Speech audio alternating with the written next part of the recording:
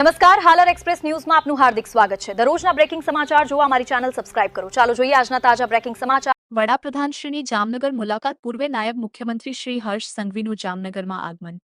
Jamnagar airport ખાતે સાંસદશ્રી, ધારાસભ્યશ્રીઓ અને વહીવટીતંત્રના અધિકારીઓએ નાયબ મુખ્યમંત્રી શ્રીનું ભાવભર્યું સ્વાગત કર્યું।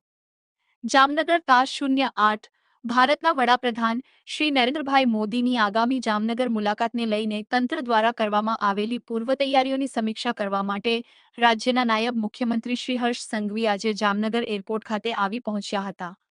મંત્રીશ્રીના આગમન વેળાએ જામનગરના વિવિધ પદાધિકારીઓ અને વહીવટીતંત્રના ઉચ્ચ અધિકારીઓ દ્વારા તેમનું ઉષ્માભર્યું સ્વાગત કરવામાં આવ્યું હતું। વડાપ્રધાન શ્રીની જામનગર મુલાકાત સંદર્ભે કરવામાં આવેલી વ્યવસ્થાઓ અને આયોજનના નિરીક્ષણ અર્થે નાયબ મુખ્યમંત્રી શ્રી જામનગર પધાર્યા છે। એરપોર્ટ ખાતે તેમના સ્વાગત પ્રસંગે જામનગરના સાંસદ શ્રીમતી પૂનમબેન માડમ, ધારાસભ્ય શ્રી દિવ્યેશભાઈ અકબરી, અગ્રણી શ્રી ધનસુખભાઈ ભંડેરી, શ્રી કમલેશભાઈ મીરાણી તેમજ પૂર્વ મેયર શ્રીમતી બીનાબેન કોઠારી સહિતના મહાનુભાવો ઉપસ્થિત રહ્યા હતા।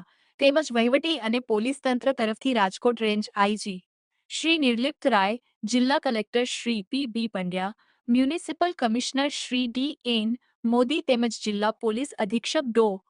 રવિ મોહન સૈનીએ મંત્રીશ્રીને આવકાર્યા હતા।